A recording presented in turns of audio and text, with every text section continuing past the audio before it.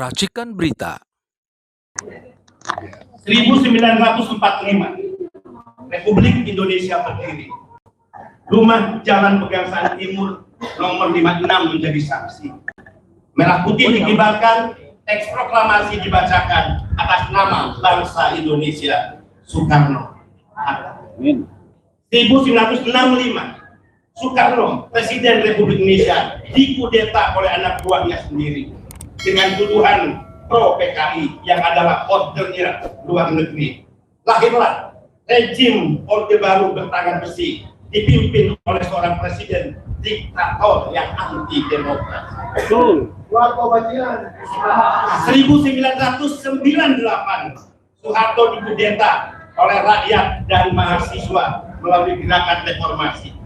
Di tengah ada operasi yang mencoba ingin merusaknya, pembakaran pusat-pusat perbelanjaan, pemerkosaan etnis Tionghoa, dan penculikan serta pembunuhan para aktivis mahasiswa.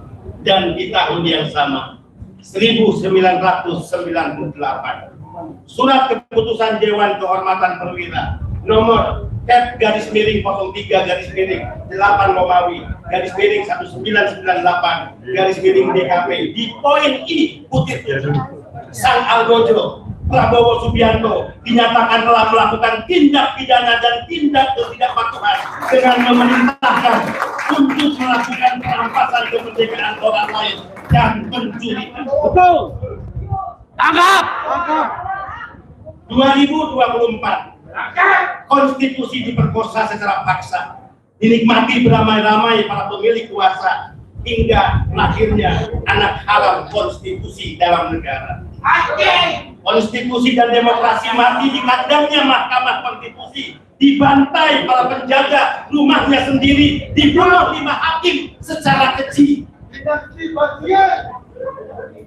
Angin semilir, hujan kecil, merah putih loyo berkibar malas di tiang tertinggi. Langit hitam, kabut mendung, tak ada upacara resmi tentang kematian konstitusi dan demokrasi. Jenazahnya pun dikubur di liang lahat, dibiarkan membusuk sendiri di telan bumi. Rakyat kenyang dengan bansos yang diterimanya, para mahasiswa takut dengan nilai ujian dan gelar sarjananya, sementara sebagian aktivis 98 takut akan isi perutnya dan memilih sang penculik menjadi kawannya, padahal dulu dilawannya. Bongkar. Pesta pora mereka yang di sana, mabuk atas kemenangan dengan cara licik dan membabi buta, memilih menjadi kacung kuasa untuk si penculik bisa berdansa ria.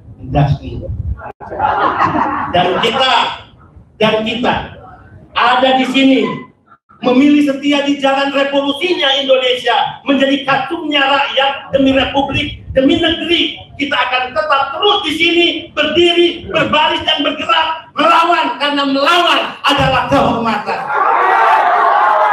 Selamat datang teman-teman yang terhormat, selamat datang kawan-kawan seperjuangan reformasi sampai mati. Merdeka! Wassalamualaikum warahmatullahi wabarakatuh. Baik, karena melawan adalah kehormatan. Terima kasih Pak Benny Ramdhani telah menyapa dan mengucapkan selamat datang kepada seluruh yang ada di sini. Dan kami juga ucapkan baru saja bergabung bersama kami Bapak Rudy S. Kamri. Selamat datang Bapak, selamat bergabung bersama kami. Baik, Bapak Ibu hadirin yang berbahagia, selanjutnya kita akan mendengarkan sambutan dari Sekjen PDI Perjuangan. Tentunya mohon izin Bapak, saya panggil juga dengan pantun, boleh Bapak ya? Potong rambut di hari Selasa, kita sambut Pak Hasto yang luar biasa.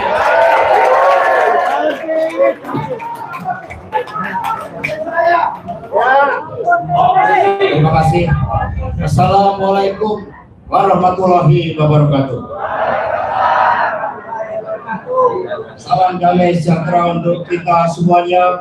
Om Swastiastu, Namo Buddhaya, salam kebajikan rahayu. Marilah bersama-sama kita berikan salam nasional kita Salam perjuangan kita. Merdeka! Merdeka!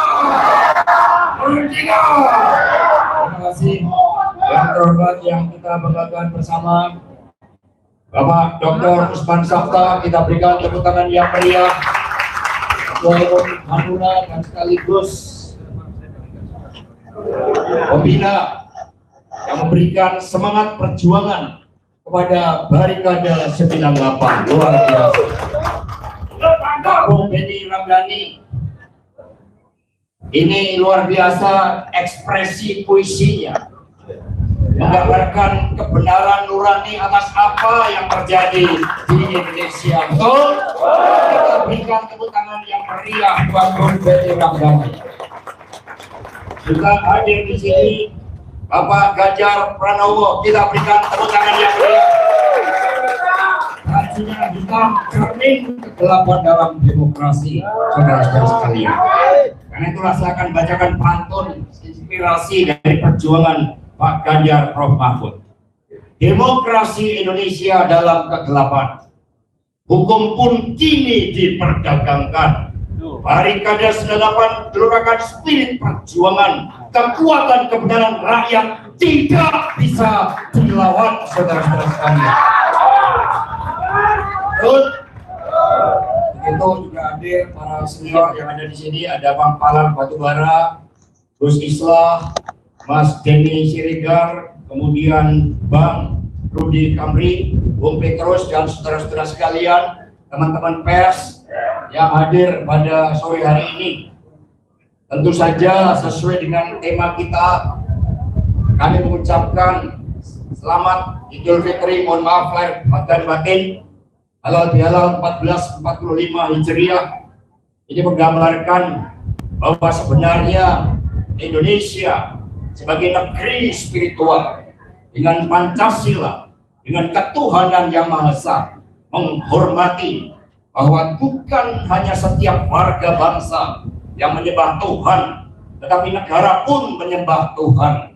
Dengan cara apa?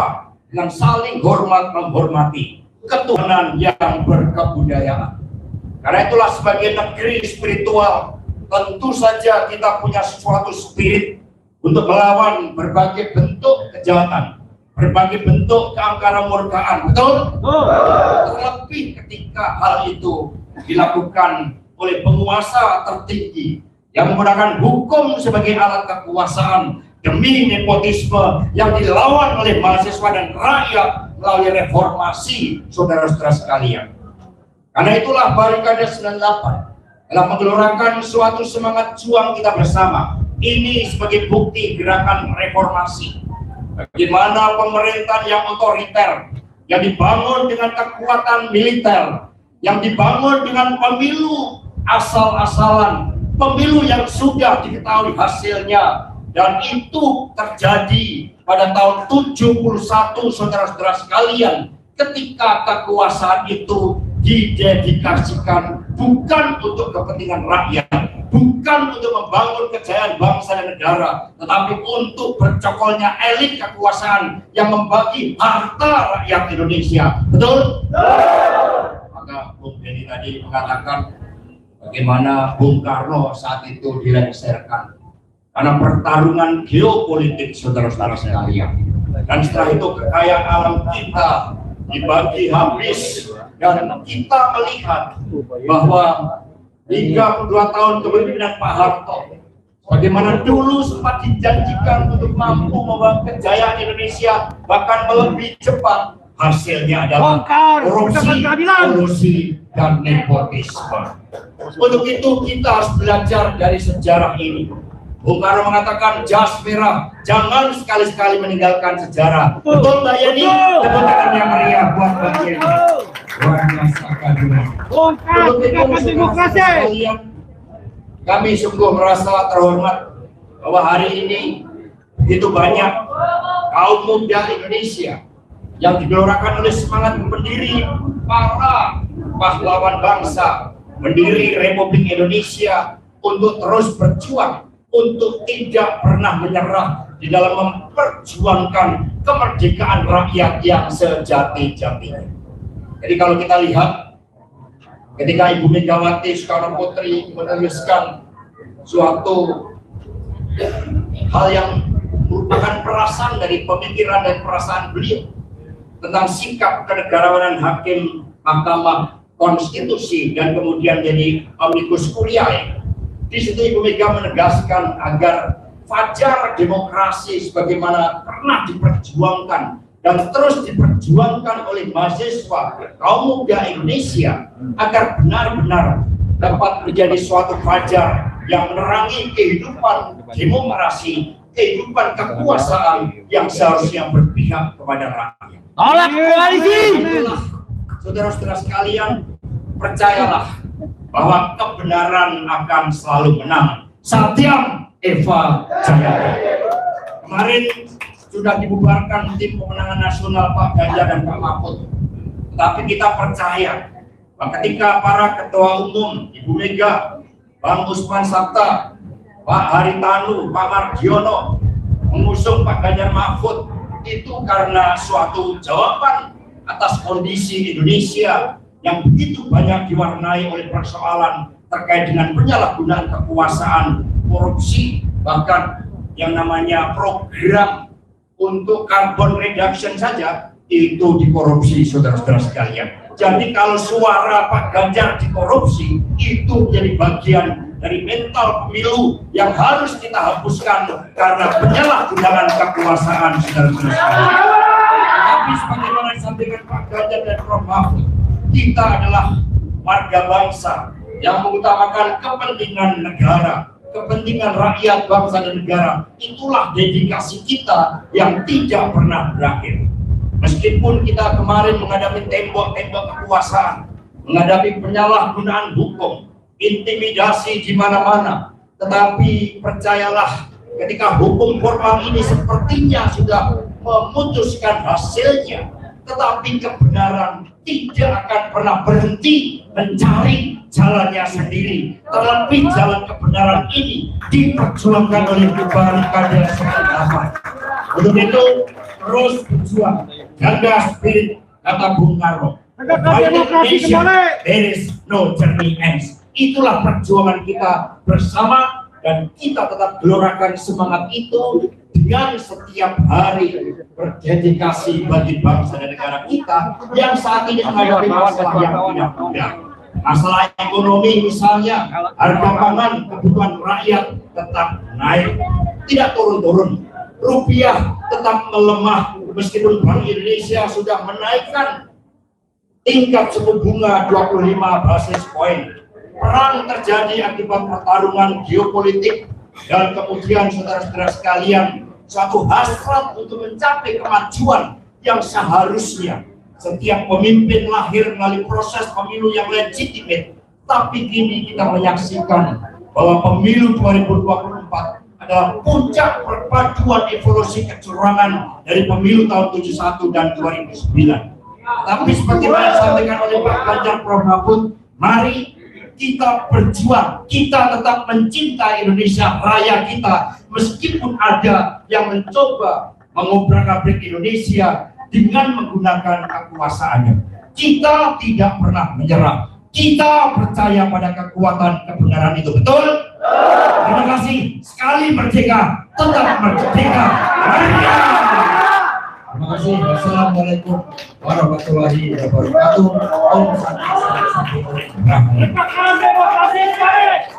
Sekali merdeka, tetap merdeka. Luar biasa, terima kasih kami sampaikan kepada Bapak Hasto Kristianto.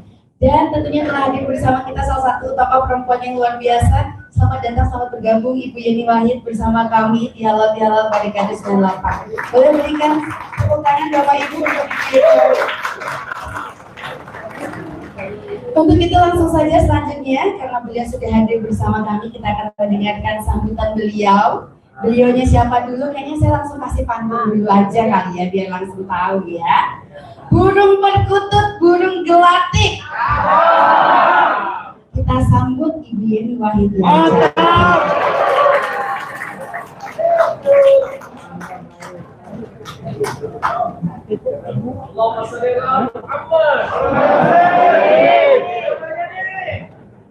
Assalamualaikum warahmatullahi wabarakatuh.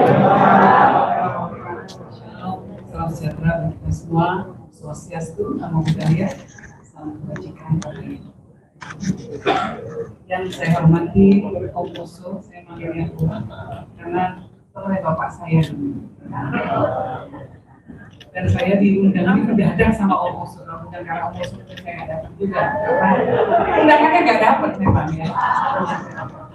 Mas Ganjar, ya saya tanyakan, Mas Hasto, Mas Betty, Pak Doris, dan teman-teman lainnya, semua yang ada pada kesempatan sore hari ini, para aktivis yang begitu banyak, para pejuang demokrasi di Indonesia, orang-orang yang taat konstitusi, mereka semua yang menginginkan janji kemerdekaan Indonesia bisa ditunaikan dengan sebaik-baiknya.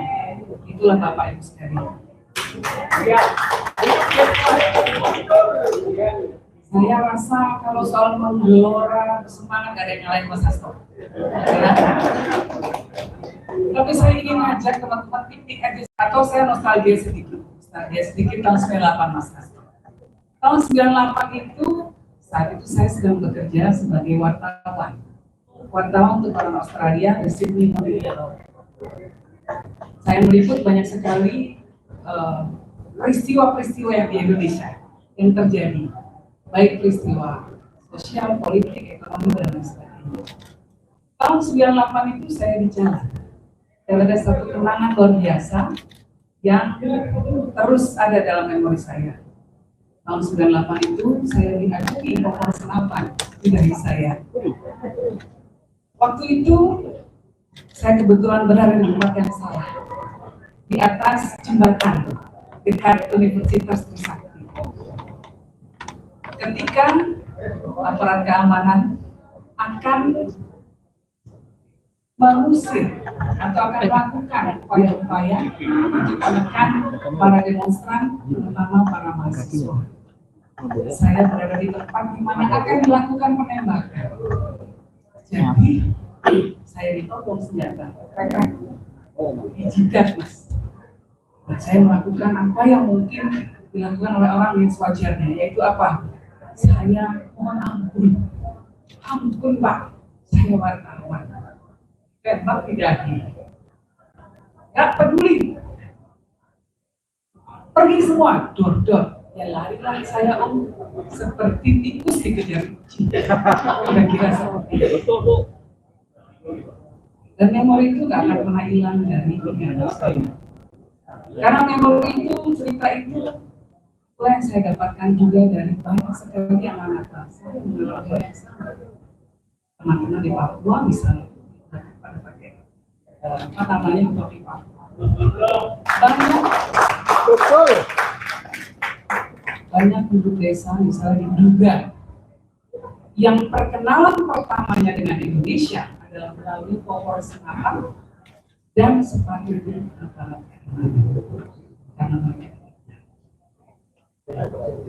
Apakah ini janji kemerdekaan yang akan diberikan kepada bangsa? Apakah ini yang akan dipersembahkan kepada Ibu Pertiwi setelah para pejuang kemerdekaan mengorbankan begitu banyak darah dan mata keringat sampai akhirnya Indonesia dideklarasikan diri merdeka sebagai bangsa merdeka tahun 45. Tapi ternyata tahun 98 justru ada tragedi yang terjadi. Dan itu tidak pernah boleh kita lupakan. Karena kalau kita melihat perjalanan sejarah Republik ini naik turun. Kalau kita lihat perjalanan sejarah Republik hanya dalam satu fragmen, mungkin kita akan terbuai. Tahun 1980-an, ya baru sedang puncak-puncaknya. Pertumbuhan ekonomi kita luar biasa sekali, ratusan persen bahkan, kalau dibandingkan dengan masa sebelum merdeka. Kalau orang melihat hanya episode itu, menilai Indonesia di episode itu, mungkin tidak pilih negara luar biasa. Tapi kemudian ternyata hanya 2 dekade saja, ada kejadian yang mengguncangkan sejarah kita, yaitu tragedi 98. Kenapa? Karena alam akan selalu mengkoreksi ketika ada ketamakan, ketika ada kerakusan, ketika ada kebengisan, alam akan harmonis. Tahun 97 Partai Golkar itu menang 74% di Indonesia. Tahun 98 tragedi terjadi. Mei 98. Karena apa? Faktor krisis ekonomi. Artinya bahwa pada waktu itu fondasi ekonomi kita secara fundamental sangat lemah. Karena apa? Tidak ditopang oleh hal-hal yang menguatkan. Padahal Indonesia punya begitu banyak hal yang harus menjadi prasyarat negara maju.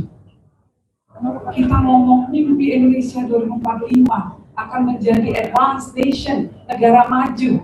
Bisakah terjadi? Mana? Kita bandingkan Indonesia dengan negara tetangga kita Singapura. Indonesia begitu kaya akan kekayaan alam. Indonesia orangnya banyak, artinya labor force atau kekuatan pekerjanya jauh lebih banyak dari Singapura. Indonesia punya lahan yang begitu luas, tanahnya begitu subur, sehingga diversifikasi hasil pertanian bisa begitu banyak terjadi. Tapi kenapa kita kalah makmur dengan Singapura? Negara kecil, nggak punya minyak, tetapi menjadi pengekspor produk olahan minyak terbesar, salah satu yang terbesar di dunia. Nggak punya minyak sama sekali. Nggak punya orang untuk melakukan transaksi finansial, transaksi perbankan, tapi dia menjadi salah satu financial hub atau pusat keuangan dunia yang terpercaya. Kenapa itu semua? Kok bisa dilakukan Singapura? Orangnya cuma kecil. Bahkan mungkin beberapa ratus ribunya, bahkan jutaan orang Indonesia yang tinggal di sana. Uangnya pun dari Indonesia. Kenapa orang Indonesia lebih suka menaruh uangnya di sana daripada di sini? Karena satu, di sana ada yang namanya the rule of law, penegakan hukum. Hukum dihormati, transaksi dihargai, kontrak dihargai, korupsi diperangi. Nah, kalau hal-hal semacam ini kemudian tidak kita atasi, percuma kita bicara tentang mimpi 2045. Kepastian hukum. Lalu kemudian ada investasi yang besar, negara melakukan investasi kepada rakyatnya. Rakyat betul-betul dicerdaskan, bukan dibodohi. Bukan cuma disuruh joget-joget aja.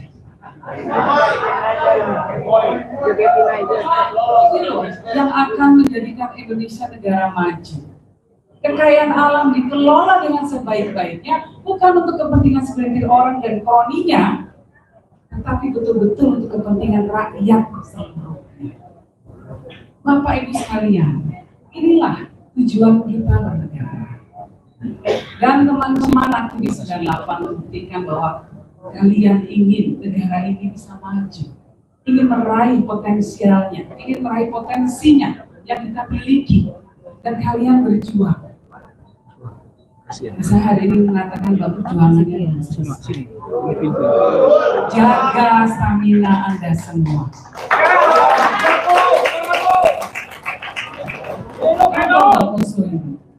Ya Osur. Bayangkan sudah titik terendah, naik lagi, titik terendah, naik lagi, dan itulah salah satu kunci menjadi pejuang. Punya stamina, punya konsistensi. Negara ini masih membutuhkan kontribusi dari Bapak Ibu sekalian. Negara ini masih membutuhkan kritik, memastikan bahwa pemerintah yang ada harus dikoreksi ketika kebijakannya melenceng dari kepentingan rakyat banyak. Pada saat ini ketika sebagian masyarakat kita terlena, sebagian masyarakat kita sangat tidak terdidik untuk bisa mengerti hak-haknya. Anda sekalianlah yang harus jadi lilin untuk menerangi Indonesia. Anda sekalianlah yang harus terus mengandalkan suara hati nurani masyarakat.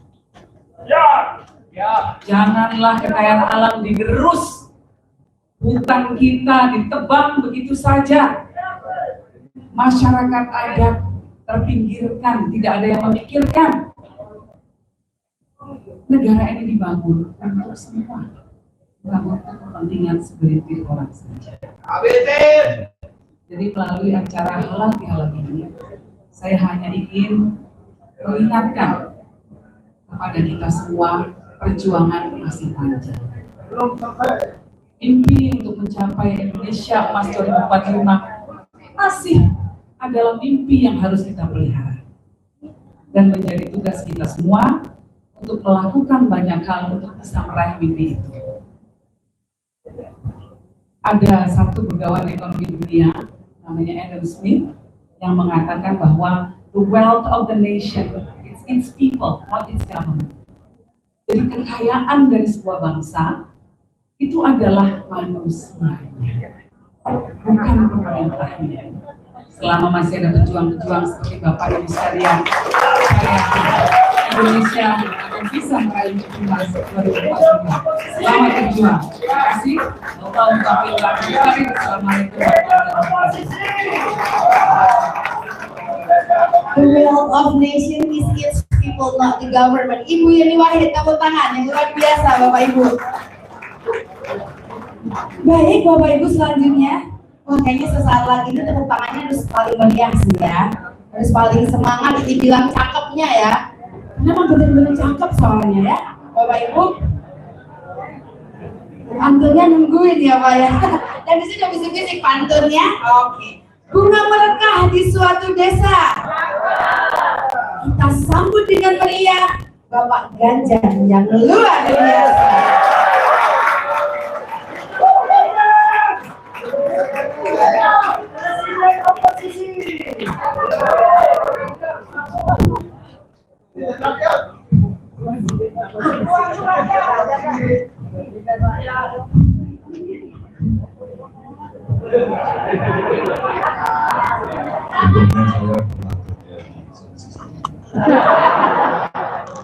Assalamualaikum warahmatullahi wabarakatuh.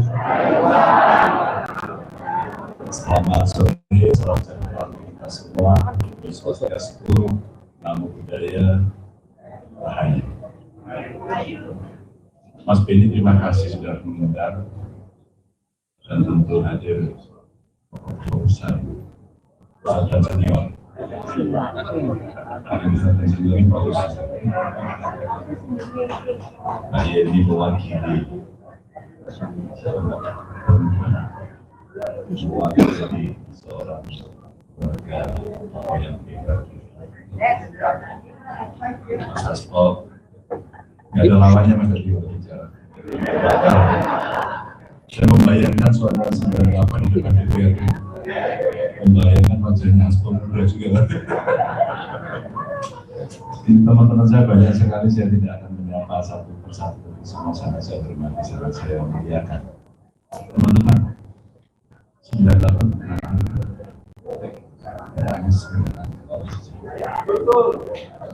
dan ada satu proses panjang yang menguji sejarah itu, dan kita semua mencatat ada yang konsisten, ada yang tidak.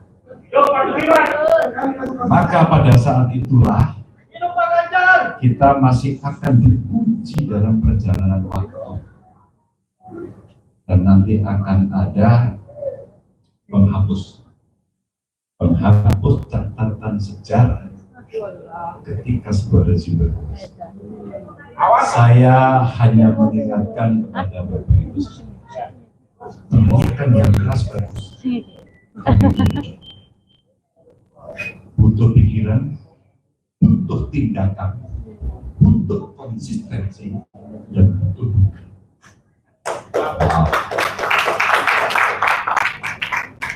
kalau tidak ada itu, maka yang muncul dalam empatan-empatan.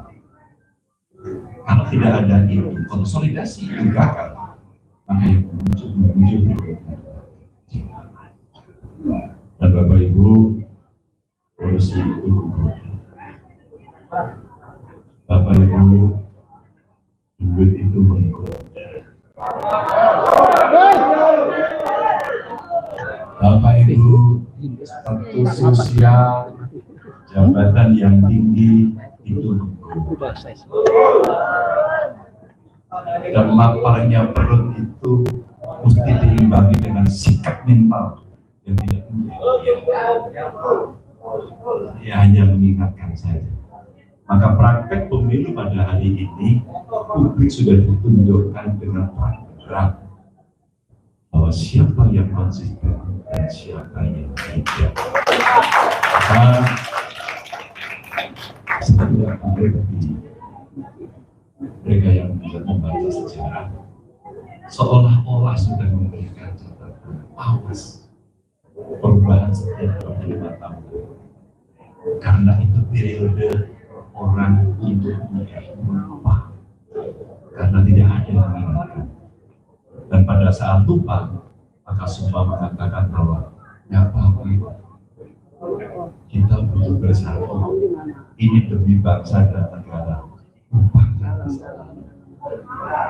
Dan kemudian kita semuanya tiba-tiba mengikuti itu dan lupa bahwa pada saat itu ada rasa tergores yang penting dan dihadirkan oleh kawan-kawan yang hari ini wakil keluarga. Bapak Ibu bisa merasakan bagaimana perasaan keluarga-keluarga, bisa merasakan bagaimana perjuangan mereka yang bertahun-tahun. Maka Bapak Ibu sekalian, saya ingin mengajak kalau kemarin sore kita bertemu di DPR dan kemudian kita membubarkan DPR, tapi pada saat yang sama beberapa aktor menyampaikan kepada saya, Mas Ganjar, kami tidak akan bubar. Kami akan selalu berada pada gerbong demokrasi. Kami akan selalu mengawal itu dan itulah yang hubungan itu perlu ada. Bapak Ibu, rasa lapar itu memang tidak enak. Maka ketika kita berada pada situasi yang sulit dan lapar, ada kue besar di depan kita bisa dinikmati secara gratis. Pertanyaannya, ketika kemudian itu disajikan oleh orang yang selama ini berbeda dengan kita, akankah saudara akan makan?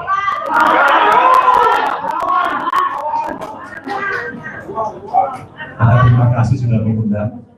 Tidak ada sedikit yang saya sampaikan untuk mengingatkan. Hari ini saya sampaikan pada kakak usul Mas Usul. Banyak sekali orang yang akan kepada saya karena statement saya jadi baik. Saya tidak akan berada di sini. Saya semua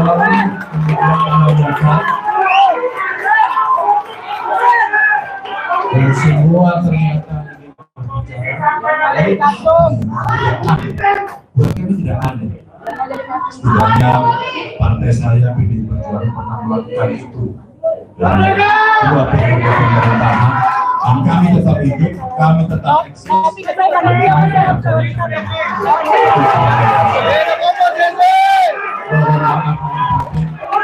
Saya selalu berdoa Bapak Ibu semuanya. Assalamualaikum warahmatullahi wabarakatuh.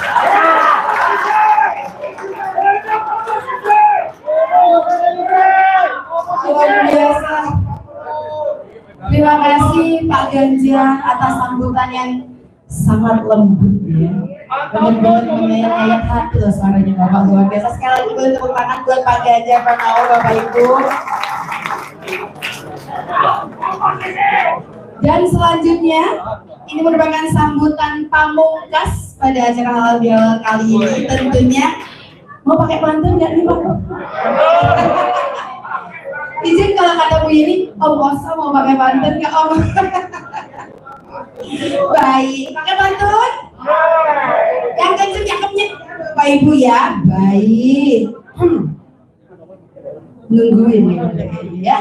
Minum es di tengah kota. Tepuk tangan yang mulia untuk Pak Usman Sabta. Halo.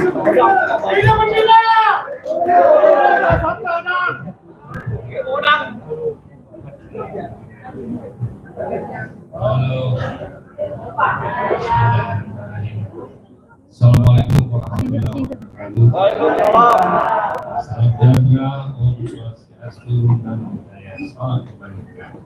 Rahayu. Pak Presiden yang sebenarnya yang saya hormati, Ganjar Pranowo.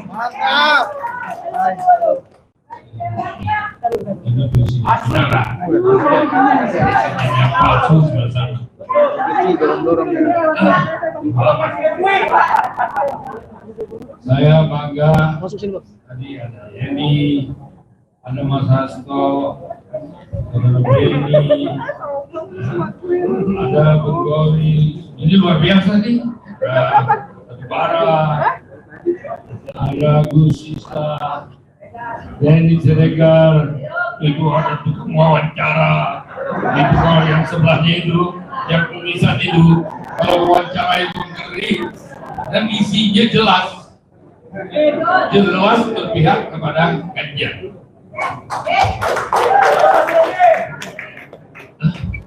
Saudara-saudaraku, anggota perjuangan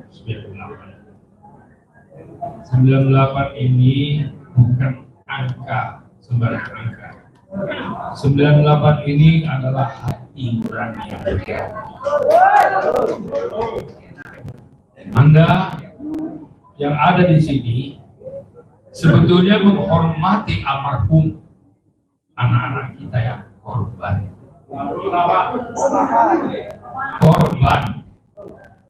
Anak-anak kita yang korban yang dikorbankan oleh anak bangsa sendiri.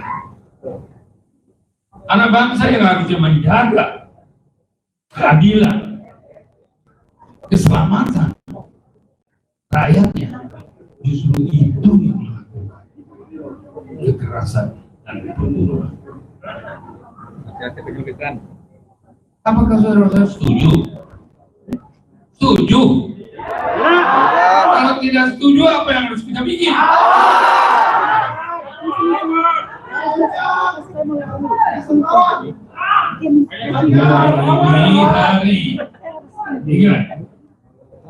Mulai ini hari kita akan menyatakan kebangkitan 98. Bila mana saya sebut 98, jawabnya bangkit. 98. 98. 98. Yang Assalamualaikum warahmatullahi wabarakatuh. Baik, luar biasa. Kita bangkit.